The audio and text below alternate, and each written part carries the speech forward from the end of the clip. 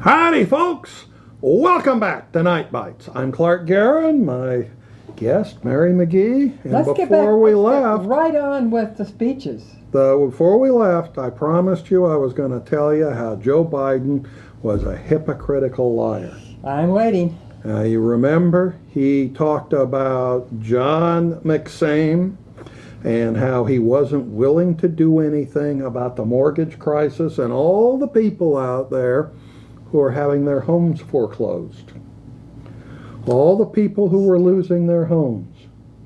And the reason all these people are losing their homes is because of legislation that Joe Biden pushed through the House and the Senate for the benefit of Delaware banking corporations. That's right, the bankruptcy laws. He changed the bankruptcy laws. Under the old law, these homeowners would have been able to file bankruptcy and reduce the amount of their loans to the current value of their house and then reduce the interest to a current market rate. And Biden shepherded through legislation in the last couple of years that stopped them from doing that. And I mean, hey, he was working for the banks. Those are his constituency. Most major banks are chartered in Delaware. And he went ahead and pushed the legislation too. John McSame, he voted for it. But I just have a real problem with the hypocrisy of somebody who creates the problem and then points to the other guy about it. It's the ultimate definition of chutzpah, which is a word we have in Judaism, which means somebody who kills both their parents and then asks the court for leniency because he's an orphan. That's Joe Biden.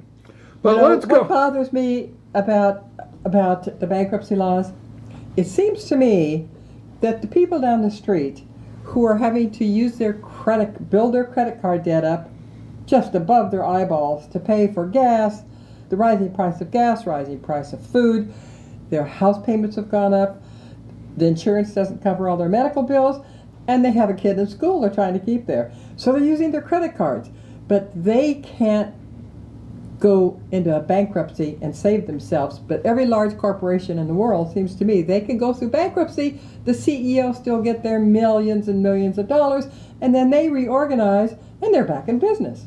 Why can't people do that? Well, you know, the even bigger hypocrisy of that is when the politicians try and explain it, they say, well, people need to be responsible for their mistakes. They need to have personal responsibility. Duh. What about the bankers? What about the idiots who made these loans? Why don't they get to be responsible for their losses? No. I mean, I see people who make maybe $50,000 a year who are able to amass $500,000 of unsecured credit card debt. These banks are asking for it. They went out looking for people.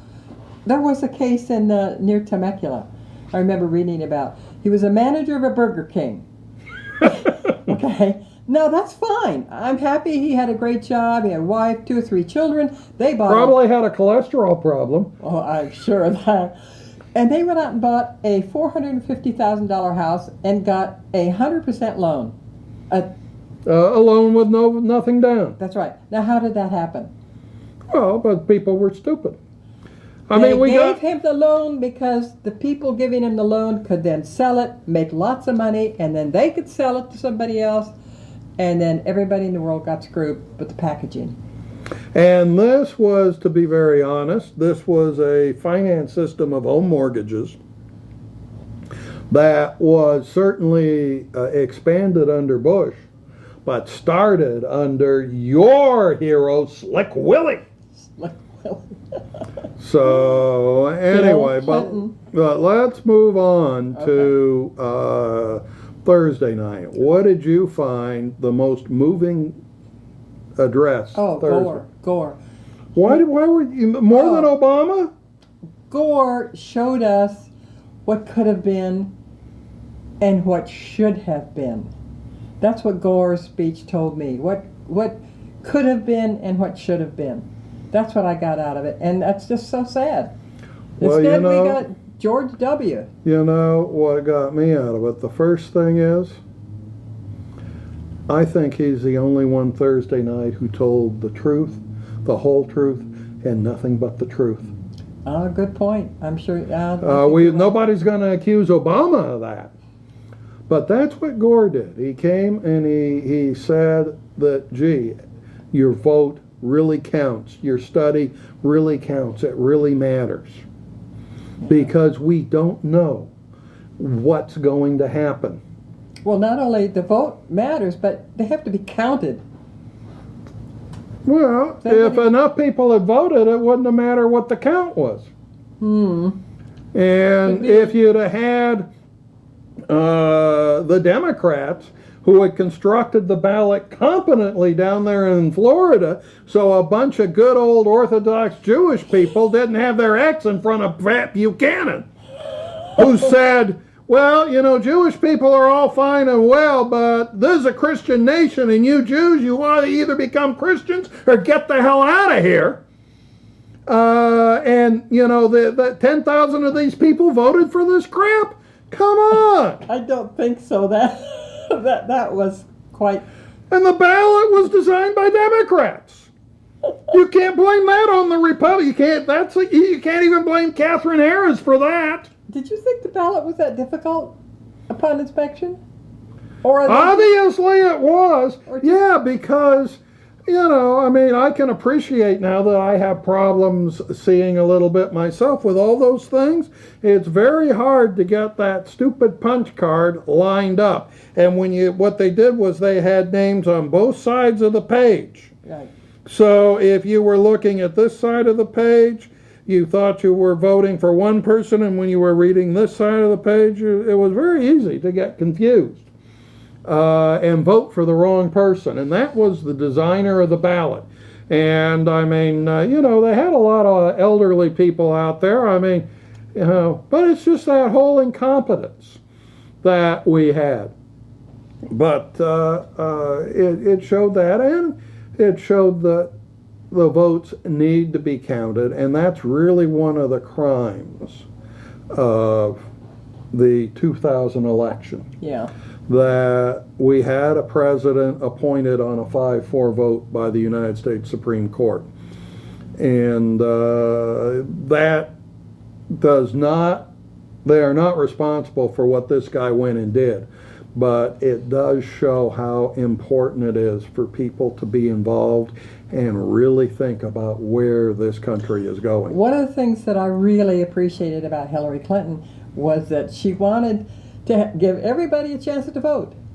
Everybody should be able to vote if they want to. And she only wanted to count the votes because they were going to vote for her. Whoa, she was the only one on the damn ballot. Oh, don't bring up that hypocritical stuff. No, she agreed that all the states. She agreed that these 2 states weren't going to count because they did something wrong, and they moved up their primary. And then when she found out, oh my God, I need their votes, I got to change the rules. It's like, you know, it's like in baseball. You know, the foul line is down the third baseline. And so you hit a home run that's 10 feet over the line to the other side. Oh, well, I hit a home run. Let's move the line 10 feet over. Well, that's what she did. Let's really blame Howard Dean, because he's the one that said, if you move your primary, we're not going to seat you. And that all was wrong, right there. That's Howard Dean.